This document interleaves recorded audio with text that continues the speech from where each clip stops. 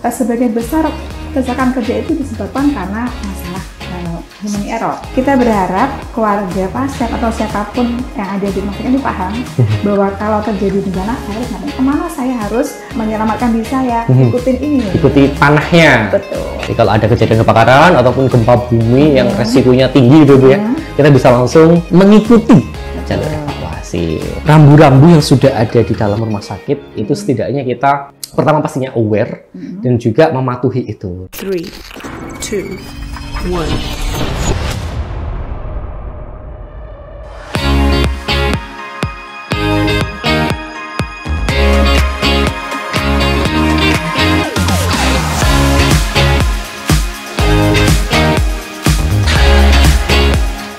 Gelombang suara kami akan meningkatkan kesehatanmu. Halo Sobat Sehat Sutomo, berjumpa kembali di podcast Kanal Informasi dan Edukasi Sutomo. Bersama saya, Ahmad Teofani dari Instalasi Promosi Kesehatan Rumah Sakit RSUD Dr. Sutomo. Sobat Sehat, hari ini kita akan membahas salah satu topik yang mungkin Sobat Sehat sering melihat gitu ya, ketika berkunjung ke rumah sakit. Ada logo-logonya gitu ya. Karena hari ini kita akan membahas salah satu topik yang berhubungan dengan kesehatan keselamatan kerja atau K3. Dan sudah bersama kita Ibu Sri Rahayu, SKM MIP. Selamat datang Ibu di podcast RSUD Dr. Sutomo. Bagaimana kabarnya hari ini? Alhamdulillah baik, Mas. Terima kasih sudah diundang. Iya, selamat datang ya Bu ya di podcast. Bagaimana nuansanya studio hari ini Bu? Keren. Baru pertama kali ya. Baru pertama kali ke sini. Oke, Bu bisa menyapa terlebih dahulu Sobat Sehat gitu ya. Selamat pagi sahabat Sehat Sutomo. Iya, Sobat Sehat Sutomo. Sahabat Sehat Sutomo. Selamat pagi, saya Sri Rahayu, panggilnya Yayu. Setiap hari saya bekerja di Komite K3 Keselamatan dan Kesehatan Kerja. Oke, akrab dipanggil Bu Yayu gitu ya Sobat Sehat Sutomo ya. Jadi mungkin kalau ke rumah sakit Sutomo melihat Bu Yayu bisa disapa juga. Iya. Bu, hari ini kita akan membahas terkait pentingnya K3 ya di dalam lingkungan rumah sakit gitu ya Bu ya. Mungkin Sobat Sehat, kalau ini saya punya gambar ya Bu ya. Ini gambarnya adalah seperti ini Sobat Sehat. Nah mungkin Sobat Sehat pernah melihat gambar ini gitu ya. Di dinding ataupun bahkan di bajunya salah satu staf gitu ya Bu ya. Mungkin bisa dijelaskan Bu, ini sebenarnya seperti apa K3 itu secara umumnya gitu ya. Oh, K3 itu secara umum apa? Iya, secara umumnya gitu ya. Iya. Jadi K3 itu kan keselamatan dan kesehatan kerja. Betul. Ya. Jadi intinya K3 itu adalah segala upaya, tindakan apapun untuk mencegah terjadinya kecelakaan kerja dan penyakit akibat kerja. Ya. Oke. Nah, jadi memastikan bahwa semua orang tuh kalau di rumah sakit ya, ada pegawai. Pegawai, oke. Ada peserta didik. Peserta didik, enggak siap. Ya kan? Ada BPJS, ada dokter, ada pasien magang, kemudian ada pasien, ada pengunjung, ada tamu. Pokoknya semua orang yang ada di rumah sakit itu dalam keadaan selamat, sehat, aman. Oke. Ya. Kemudian juga memastikan bahwa semua peralatan, properti, gedung itu dalam keadaan aman buat semua orang. Oke, jadi memastikan supaya tidak terjadi kecelakaan dan supaya tidak ada terjadi penyakit akibat kerja. Ya. Saya pernah atau kemarin searching terkait kondisi kecelakaan yang terjadi di rumah sakit. Saya juga membawa gambarnya Bu bahkan. Ya ini Bu, pekerja tewas tertimpa alat kesehatan seberat 1 ton di salah satu RSUD. Nah ini kira-kira menurut Ibu seperti apa ketika ada berita kecelakaan seperti ini? Pandangan Ibu seperti apa? Dikaitkan dengan K3 di dalam rumah sakit gitu misalkan. Oh, jadi terjadi kasus itu. Iya. Ya. Jadi gini Mas, kecelakaan kerja, ya, kecelakaan kerja itu adalah satu kejadian yang accident itu ya, tiba-tiba terjadi ketika bekerja, gitu ya. Nah, secara umum penyebab, kita bicara penyebabnya dulu ya. Iya. Nah, secara garis besar biasanya orang membagi ada yang disebabkan karena faktor manusia atau human error atau masalah dengan manusianya, kemudian dengan peralatannya, dengan lingkungan, gitu ya. Kami juga melihat ada penyebab misalnya apakah ada faktor lain di luar itu.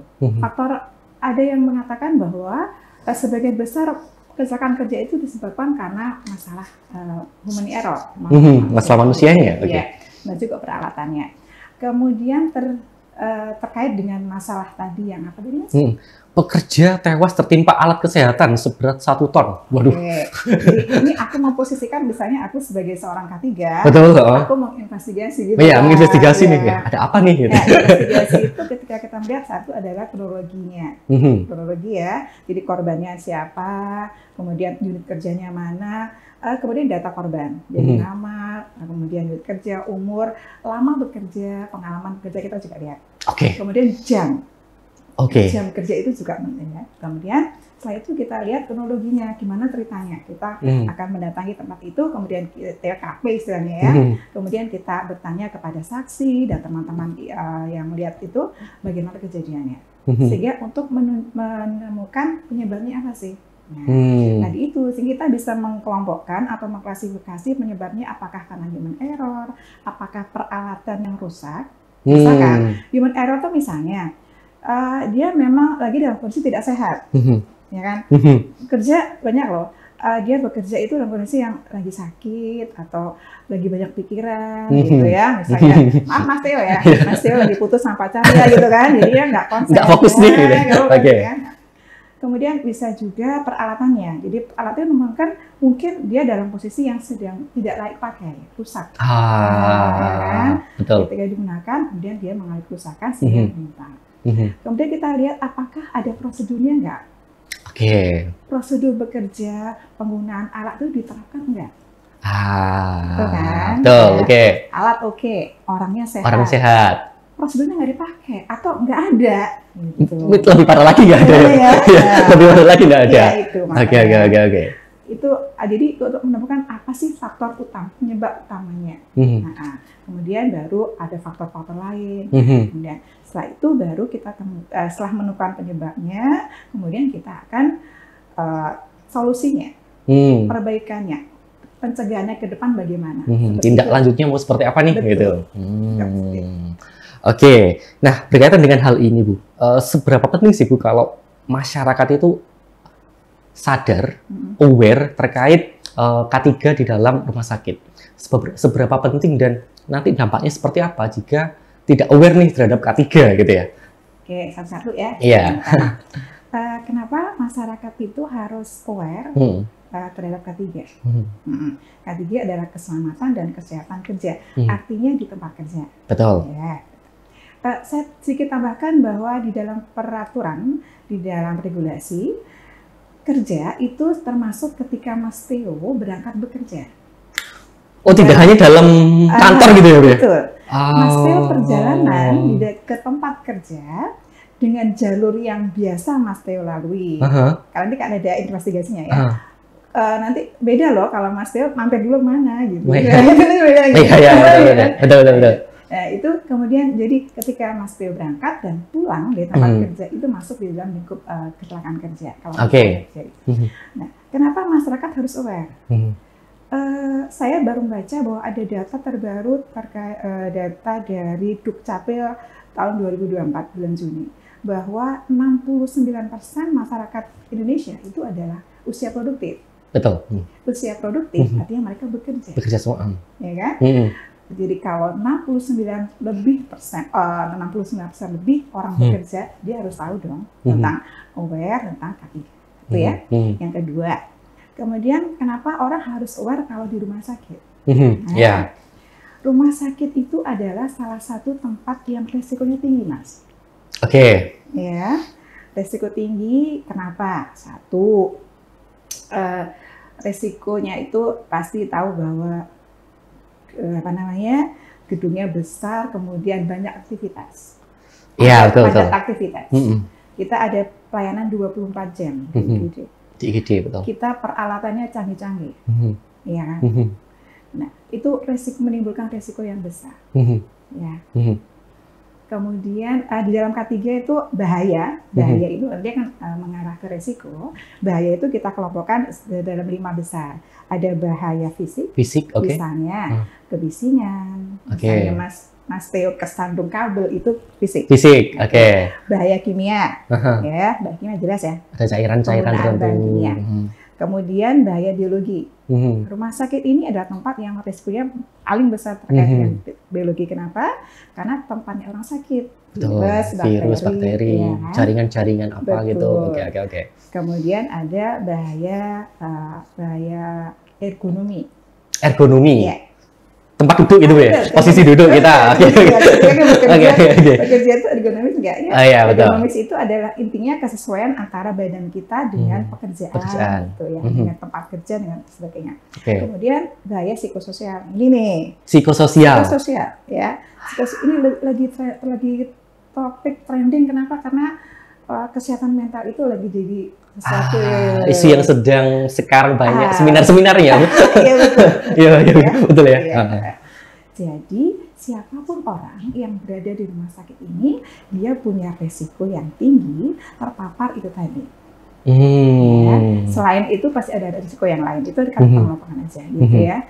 Jadi karena begitu rumah sakit tempat berisiko, maka semua orang yang masuk ke sini untuk bekerja atau untuk berobat itu punya risiko yang tinggi terpapar bahaya-bahaya tadi. Gitu. Tapi terbayang juga sih, Bu, misalkan kita sebagai pasien masuk pertama kali dalam rumah sakit, itu sudah di rumah sakit sudah terpapar dengan banyak orang misalkan. Kita sudah di awal pun juga ada rambu-rambu misalkan jaga masker dan sebagainya. Itu pun juga menjadi bagian dalam K3 ya Bu ya, kayak gitu-gitu. Ada protokol-protokol K3 ya, protokol yang harus kita. Misalnya protokol itu ini dalam sesuai dengan programnya Mas. Misalnya kalau terkait dengan keamanan, kita ada program keamanan ya. Maka semua orang yang datang masuk ke rumah sakit harus lapor dulu ya di depan itu di pos keamanan. Kemudian dia dapat ID card kan. Betul. Nah, itu adalah upaya kita untuk mengurangi resiko keamanan. Jadi semua orang yang ada di rumah sakit teridentifikasi. Apakah Anda pegawai, apakah Anda peserta didik, apakah Anda pasien. Kenapa? Kalau terjadi kriminal atau terjadi sesuatu, Anda bisa teridentifikasi kan. Kalau tiba-tiba masuk kan? Ini contohnya. Siapa ini? Gitu. Oke. Ya, protokol terkait dengan keselamatan misalnya. Semua orang harus tidak boleh ada larangan rokok gitu, karena itu terkait dengan bahaya kebakaran. Seperti itu banyak kita protokol. Oke. Nah, kalau kita ngomong di dalam rumah sakit gitu ya, Bu ya. Kita spesifik di SDM dalam rumah sakit. Nah, kalau nantinya K3 itu kalau di sini itu kan berbentuk komite ya Bu ya. Berbentuk komite. Itu sebenarnya seperti apa Bu nantinya dalam memastikan gitu kan, aspek-aspeknya apa aja nih kalau dalam memastikan rumah sakit itu pasti sehat dan selamat. Nah, itu apa aja nih yang dilakukan gitu. Itu seperti apa gambarannya? Gambarannya gini. Kita ada kita ada regulasinya. Oke, kita punya regulasi yang pertama. Jadi yang khusus mengatur adalah di Permenkes 66 tahun 2016 tentang K3 rumah sakit. Jadi bagaimana pelaksanaan K3 di rumah sakit. Nah, itu sudah diatur. Nah, kemudian kita ada program-program kegiatan yang harus dilaksanakan. Standar istilahnya ya. Di antaranya adalah kita ada manajemen risiko. Ya. Jadi manajemen risiko itu adalah kita mengidentifikasi resikonya yang terkait dengan K3 apa aja sih. Misalnya kebakaran segala macam, kita identifikasi dulu ya. Jadi orang K3 itu diawali dengan identifikasi resiko dulu, bahayanya apa. Nah, kemudian identifikasi, kemudian kita petakan. Nah, di rumah sakit ini yang resiko tinggi kebakaran di mana aja. Kita buat peta. Nanti terkait dengan prioritas program gitu ya. Kemudian kita ada kebakaran, ada program kesehatan kerja, ada pengelolaan B3, ada peralatan medis terkait dengan 3, ada utilitas, ada kewaspadaan bencana, ada 8 insya Allah, ada program standar K3. Nah, itu kalau ditanya yang melaksanakan siapa? Ya tadi semua orang yang ada di rumah sakit. Rumah sakit, Terus peranan K3 peranan komite K3 ada di mana? Kami memastikan atau mengawal bahwa program itu dilaksanakan. Ada sistem manajemen K3 kan. Nah, sistem manajemen itu kan dimulai dari perencanaan, ada penetapan kebijakan dulu ya. Penetapan kebijakan, kemudian ada perencanaan, ada pelaksanaan, evaluasi. Nah, itu kita di K3 yang melaksanakan. Siap. Sekarang misalkan saya sebagai pengunjung ya ke rumah sakit gitu kan, datang dan sebagainya, terus tiba-tiba saya melihat kebakaran gitu ya, ataupun melihat potensi bahaya deh ketika saya mengunjungi rekan saya yang sedang sakit gitu. Apa yang saya lakukan sebagai orang awam ataupun masyarakat yang tahu nih ada bahaya ketiga, ngapain ya? Apa yang harus aku lakukan gitu? Apa keliling terus teriak-teriak atau seperti apa gitu? Itu gimana? Satu yang kita lakukan sebelum pencegahan ya, aku boleh dari pencegahan dulu ya. Jadi PKS K3 gitu ya, ada program edukasi kepada pasien. Oke, betul. Iya kan? Betul. Artinya kita berharap keluarga pasien atau siapapun yang ada di rumah sakit ini paham bahwa kalau terjadi bencana saya harus ngapain? Kebakaran misalnya. Iya, kita ambil contoh kebakaran. Okay. Iya. Kalau kebakaran saya harus bagaimana? Gitu ya. Nah, ini berharap bahwa mereka tuh punya pengetahuan gitu. Nah, sekarang bagaimana kalau di podcast ini bagaimana kalau misalnya Mas Theo ini ponis sebagai keluarga pasien menunggu pasien tiba-tiba ada api gitu kan. Percikan api gitu ya. Reaksinya apa? Misalnya reaksinya apa kira-kira? Waduh, kaget ya. Aduh, kaget. Apa terus melihat sekeliling yang mungkin lari ya ke perawatnya mungkin ataupun dokternya mungkin, itu yang mungkin saya lakukan. Itu. Iya.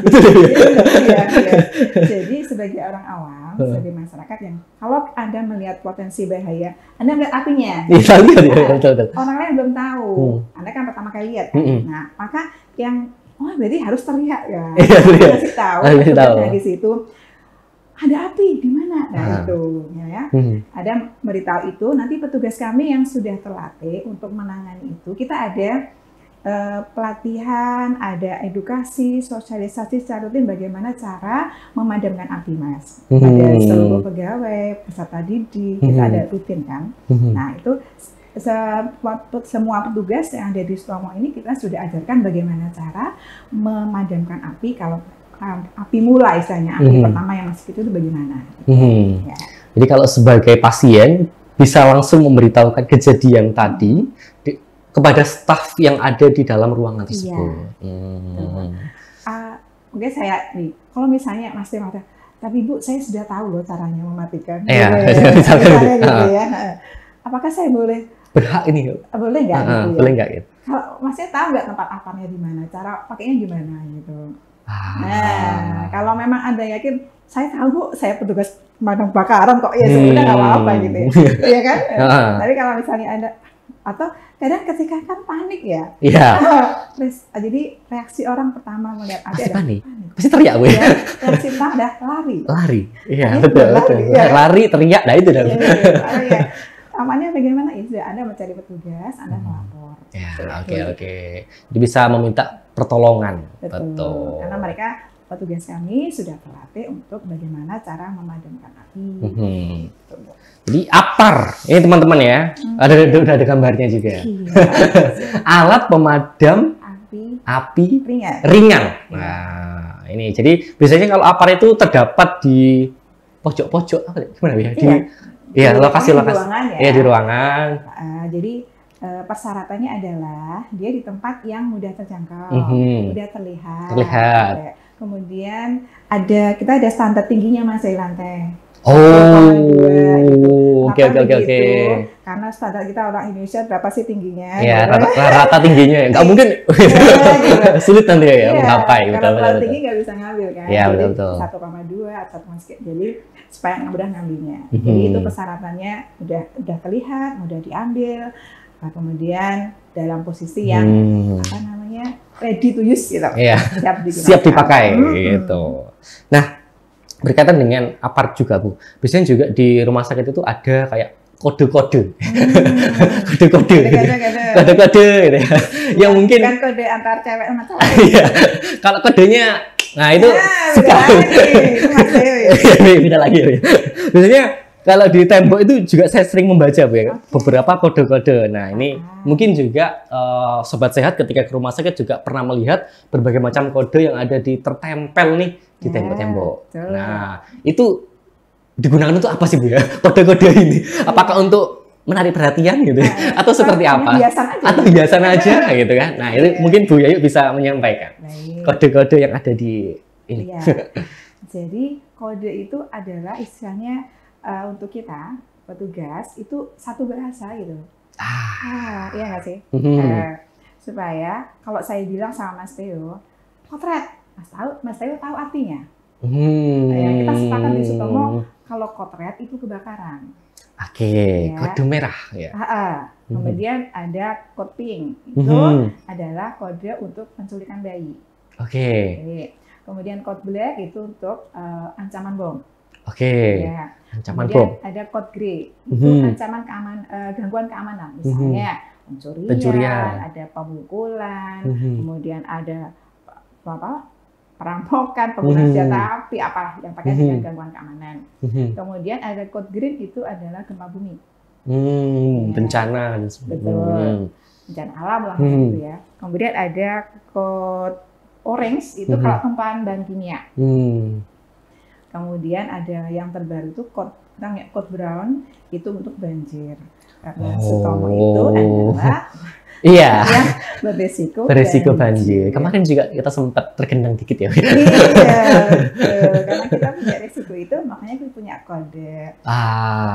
Kemudian di dalam di dalam stiker atau apa itu ada nomor telepon yang bisa dihubungi, kita tuliskan. Jadi kalau misalnya terjadi kotret gitu, tadi kan misalnya kalau tadi ya ada petugas yang mendapat laporan dari keluarga pasien bahwa Pak atau Bu ada api. Nah, kita sudah bagi tugas nih, siapa yang memadamkan apinya, siapa yang telepon ke 1113 kita pesawatnya. Kita lapor ke misalnya pusatnya lah atau komandonya bahwa di sini laporan bahwa ada kotret gitu ya. Kita kayak kode kotret gitu teleponnya ya, bukan kebakaran gitu ya. Siap. Bahasanya supaya kita bahasa ya, supaya gini loh Mas, masyarakat umum tuh kalau dengar kebakaran apa sih? Panik kan? Paham. Paham. Nih, lagi sakit, tiba-tiba kebakaran, saya loncat. Bangun kan? Kebakaran banget nih, mana nih? Gitu kan? Iya. Jadi itu kode-kode yang kita gunakan. Jadi kalau halo, kotret di sebelah, telepon 1113 ada kotret di ruangan A gitu misalnya. Tahu kita bahwa kotret itu kebakaran gitu. Fungsinya yang seperti itu. Jadi biar saling memahami secara cepat. Satu bahasa. Oke. Ya adalah terkait kode-kode yang ada di rumah sakit. Nah, beranjak ke berikutnya, Bu. Karena kita juga tadi masih mengarah ke kebakaran. Biasanya juga ada macam-macam tanda gitu ya, Bu ya. Mungkin masyarakat juga sering melihat ada kayak jalur evakuasi gitu kan ya. Ada titik kumpul gitu ya, dan juga tanggal darurat.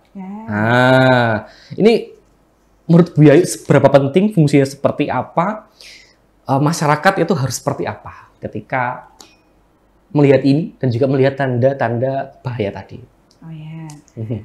Jadi tadi kita bicara di awal bahwa semua orang itu harus aware tentang K3. Betul. Gitu ya. Guyonan kita atau bahasa kita orang K3 itu, orang K3 itu kalau datang ke suatu tempat, entah gedung, entah mana hotel apa ya, yang dicari pertama apa gitu. Apanya di mana ya gitu. Iya. Oke. Tangga daruratnya di mana ya gitu. Itu kayak semacam kayak insting gitu loh. Orang K3 harus punya itu gitu. Nah, bayangkan ketika semua orang oke lah, sebagian besar orang punya aware itu. Jadi dia tahu, di gedung saya ada di mall, saya lagi di mall tiba-tiba ada kebakaran gitu. Saya tahu saya harus kemana. Saya harus ke tangga darurat. Nah, supaya tangga daruratnya di mana ya? Harus tahu lama-lamanya seperti ini. Tetap ada tulisannya sih. Iya, betul. Darurat. Kemudian ada titik kumpul. Titik kumpul itu ada tempat kita berkumpul. Saya pernah melihat di parkiran di sini. Iya, betul. Titik kumpul ya. Jadi misalnya tadi ada kebakaran gitu ya. Nah, kemudian petugas akan memadamkan api, kemudian telepon 1113. Kemudian ada petugas yang tugasnya adalah mengevakuasi. Mengarahkan. Mengarahkannya kemana? Ke titik kumpul. Titik kumpul itu tempatnya yang memang aman untuk berkumpul gitu ya. Kemudian arahnya itu sesuai dengan jalur evakuasi. Makanya ada petunjuk jalur evakuasi. Betul. Ya, jadi kemana saya harus menyelamatkan diri saya? Ikutin ini nih. Ikuti panahnya. Betul. Jadi kalau ada kejadian kebakaran ataupun gempa bumi yang resikonya tinggi gitu Bu ya, kita bisa langsung mengikuti jalur evakuasi. Aku tambahin Mas, kalau Gimana? gempa bumi nih, gempa bumi itu ada. Kalau lagi gempa, jangan lari dulu. Kita harus menyelamatkan diri dulu. Kalau ada meja yang kita aman, juga meja dulu ya. Karena kita mengamankan kepala badan kita ya. Terus kalau nggak ada meja gimana? Kita mepet ke tembok atau apa yang kira-kira aman lah gitu, gitu lah, nempel gitu supaya karena sebenarnya ketika terjadi gempa, resiko yang besar adalah kita tertimpa sesuatu kan dari atas. Betul. Jadi harus cari posisi mana saya aman, nggak ketimpa dulu. Ketika goyang tuh loh. Nah, kalau sudah aman, sudah nggak goyang, sudah reda itunya, baru menyelamatkan diri sesuai dengan jalur evakuasi. Oke. Nah kalau penggunaan lift Bu, ketika dalam kondisi darurat itu boleh tinggi nih. Apakah pakai lift? Misalnya kita lagi di lantai 5, gitu ya. terjadi kebakaran atau gempa bumi, apakah boleh pakai lift? Gitu kan? Ketika terjadi kondisi darurat, tidak boleh menggunakan lift. Kenapa? Karena kalau misalnya kebakaran gitu ya, kebakaran itu kan ada risiko terjadi korsleting listrik. Betul. Nah, lift itu kan pakai listrik kan? Iya. Bukan manual ya kan? Masuk di kerek. Nah, jadi misalnya Mas Theo lagi di dalam lift, kemudian listriknya mati, apa yang terjadi? Ya, tidak berjalan. Iya, terjebak stuck di situ. Itu udah resikonya. Makanya tidak boleh menggunakan lift. Gitu. Ketika gempa bumi pun sama. Pokoknya ketika kondisi darurat karena ada resiko tadi, ada korsleting listrik, kemudian ya namanya bencana kan misalnya ada goncangan-goncangan atau apa gitu, jadi lebih aman Anda melalui tangga darurat. Jangan pilih karena resikonya Anda terjebak. Itu ya Bu ya. Terkait ini Bu, bahaya lain. Kemarin kami sempat penyuluhan di instalasi radioterapi. Nah, di situ ada semacam kayak rambunya itu berbentuk kuning. Ini Bu ya, kalau nggak salah. Nah, ya ini terus ada kayak tulisan untuk ibu hamil tidak dekat-dekat dengan area itu. Nah, itu bagaimana Bu? Ini areanya seperti apa? Kalau tidak salah ya, ini adalah tanda atau rambu untuk area radiasi. Ya. Jadi memang untuk orang-orang tertentu tidak boleh mendekat situ karena dia berisiko terpapar itu. Gitu. Paham. Ya, jadi rambu itu kan sebenarnya akan menunjukkan bahwa area ini adalah tempat yang berisiko. Anda jangan ke situ, Anda tidak boleh ke situ. Jadi rambu itu fungsinya ada seperti itu. Jadi sobat sehat, rambu-rambu yang sudah ada di dalam rumah sakit itu setidaknya kita pertama pastinya aware dan juga mematuhi itu. Betul. Karena memang semuanya itu dicetak, dibuat untuk keselamatan dan keamanan kita. Nah, mungkin dari Ibu Yayu ada cerita-cerita nih terkait kondisi unik ataupun cerita menarik ketika di Komite K3 model-model kecelakaan atau mungkin kasus-kasus yang pernah terjadi. Bisa dibagikan ceritanya itu. Banyak sih ya Mas ya. Banyak sih. Ini yang mana dulu ceritain ya. Ini ada satu, misalnya gini, ada satu yang saya ingat banget itu terkait dengan kode tadi. Terkait dengan kode. Kita tuh pernah nih tahun berapa? Kita tuh simulasi, ya. Simulasi, terus di sini di kelas depan itu. Nah, kita sudah mengamankan, itu kan kita amankan supaya tidak ada pasien lewat gitu kan, karena kita ambil kamera gitu kan. Tahu. Ya, kemudian waktu itu kalau masalah memang skenario-nya itu ada kebakaran gitu, atau pokoknya ada bencana lah, berlari-lari bawa apa gitu kan, terus ya, yang namanya lagi syuting kan harus kayak betul gitu ya. Nggak tahu ceritanya tiba-tiba itu ada pasien lewat, kok bisa lolos gitu loh. Masuk dalam frame itu. Bisa masuk dalam frame itu gitu kan. Meskipun tidak diambil tapi dia masuk dalam area yang kita pakai itu gitu. Dia jalan gitu. Kan kita lari kan. Namanya kan kita pura-puranya lagi ada bencana gitu kan. Lari gitu. Dia takut kan, panik. Ada apa? Dia pingsan. Dia benar-benar pingsan. Jadi di dalam simulasi itu kita nggak ada code blue. Itu kan code blue ya. Tadi saya lupa nyebutkan ada code blue itu kode darurat untuk kondisi medis, medis. Kita nggak ada simulasi code blue loh, gitu. Tapi gara-gara pasien kejadian beneran. Jadinya ada code blue, gitu kan. Code blue. Bisa kita telepon ambulan. Jadi tambah code blue gitu. Ini niatnya simulasi. Beneran terjadi. Gitu. Banyak lah pokoknya kejadian yang kalau di K3 itu ya ada yang itu yang begitu ya. Kemudian ada kalau secara pribadi ya, pribadi saya itu saya kan di ini Mas investigasi kecelakaan, kemudian teman-teman yang sakit, kemudian teman-teman yang mengalami kecelakaan kerja, kemudian kita akan membantu dia untuk berobat, kemudian bagaimana. Jadi seperti, Ibu, saya sudah berobat ini, terus satu hari kemudian dia, Ibu ini apakah saya infeksi gitu? Iya Mas, Mbak ke IGD aja. Tapi saya nggak tahu prosedurnya gimana, Bu. Ya sudah saya antar gitu, antar sampai kita sampai lanjut. Kemudian dia tulis di status kalau salah ya. Kayak intinya gini, baru tahu ya ternyata peranan K3 seperti ini. Itu kayak nyes gitu, tau nggak sih? Ya. Saya merasa itu bukan materi ya, tapi ada bahagia, ada rasa senang, ada rasa bangga yang kecil gitu. Tapi itu yang membuat saya pribadi, saya merasa oke, saya dibutuhkan, saya merasa K3 ini ternyata gitu, kayak gitu. Jadi hal kecil ya. Oke. Luar biasa. Siap. Nah, terkait hal tersebut juga Bu, bagaimana sebagai K3 di rumah sakit tetap sustain dalam memonitoring, mengevaluasi sehingga nantinya selamat ya dan juga sehat dari segalanya di dalam rumah sakit terutama itu bisa berjalan dengan baik. Bagaimana sih prosedurnya? Monitoringnya seperti apa gitu ya? Yang terkait dengan keselamatan. Betul. Kita ada inspeksi, Mas. Inspeksi rutin kita inspeksi ya. Inspeksi terkait dengan sarana prasarana, ya. Kemudian terkait dengan apar juga, ya. Cuman kita kan terbatas tenaga ini, ya. Kita di K3 itu ada 5 orang dengan ketuanya, ya. Jadi kalau dengan rumah sakit yang sebesar ini, kita nggak mungkin yang keliling sendiri, kurang lah tenaganya. Karena itu kita membentuk ada yang namanya PJ K3.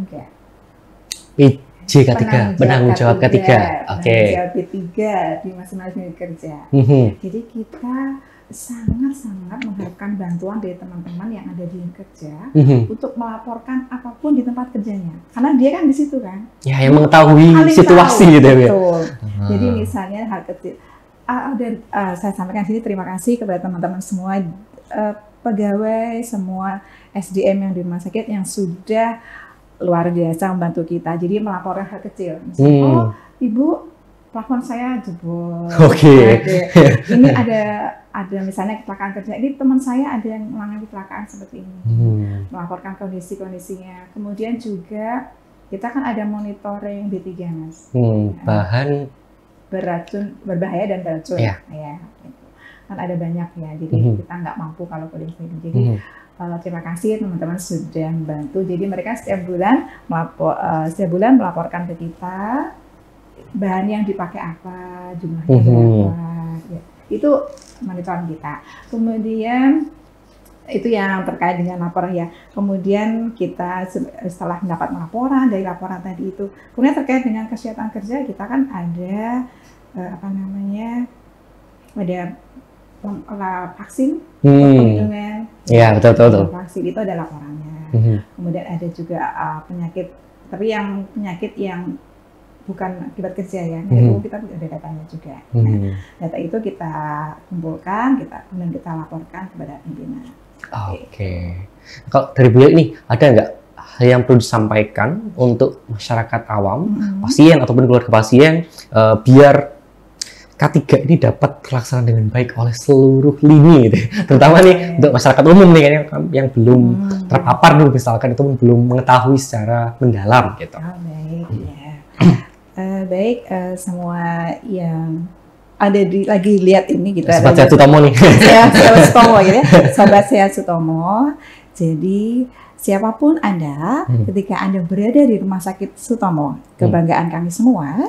Jadi satu, Anda yang sudah kita tadi ya, Anda aware, Anda peduli dengan keselamatan. Jadi ada protokolnya, Anda masuk sesuai dengan protokolnya, kemudian Anda patuhi, ada rambu-rambu, ada peraturan sebenarnya Anda patuhi. Kemudian ketika Anda melihat ada sesuatu yang seperti lihat api atau lihat ada sesuatu, Anda bisa melaporkan kepada petugas. Itu sangat membantu kami dan kami sangat berterima kasih apabila Anda mau dan berkenan untuk melakukan itu. Terima kasih. Oke, sobat sehat itu ya. Oke, yuk kita sudah di penghujung. Ya, sudah di penghujung. Mungkin Ibu ada juga hal yang perlu disampaikan lagi terkait K3 dalam rumah sakit. Mungkin ada, Bu? Oh ya. Jadi untuk semua itu untuk SDM rumah sakit, terima kasih untuk kerjasamanya. Jadi goal kita K3 itu adalah jadi budaya gitu kan. Oke, Ya jadi kan? perilaku ya. Sesuatu yang kayak refleks gitu loh. Kalau melihat sesuatu yang nggak apa, langsung kita laporkan, langsung kita gitu. Dan terima kasih, kita sedang pasti berproses ya. Terima kasih teman-teman sudah melaporkan, sudah membantu kita dalam data dan sebagainya. Kemudian juga membantu K3 supaya rumah sakit ini menjadi tempat yang aman, sehat, selamat untuk semuanya. Untuk pengunjung, pasien juga terima kasih atas kerjasamanya, bantuan selama ini. Tapi kita harapkan semoga lebih dengan podcast ini, ya kita harapkan Anda lebih peduli dan lebih paham sehingga membantu kami dalam menerapkan K3 seperti yang sudah saya jelaskan tadi. Oke, begitulah sobat sehat. Terima kasih juga Bu Yayu dari Komite K3RS telah memberikan wawasannya terkait bagaimana sih pedoman, bagaimana sih prosedur, bagaimana sih prinsip-prinsip yang ada di kesehatan, keselamatan kerja. Supaya nantinya kita semuanya yang berada dalam rumah sakit itu sehat, aman, selamat. Nyaman juga nyaman. Nyaman juga ya. Itu juga penting. Oke. Betul sekali sobat sehat. Nah, terima kasih Bu Yayu atas kesempatannya dan juga waktunya setelah berada di podcast hari ini. Sampai jumpa lagi sobat sehat di podcast berikutnya. Keselamatan kerja, keselamatan pasien adalah prioritas kami. Bersama RSUD Dr. Sutomo, masyarakat sehat dan menyehatkan.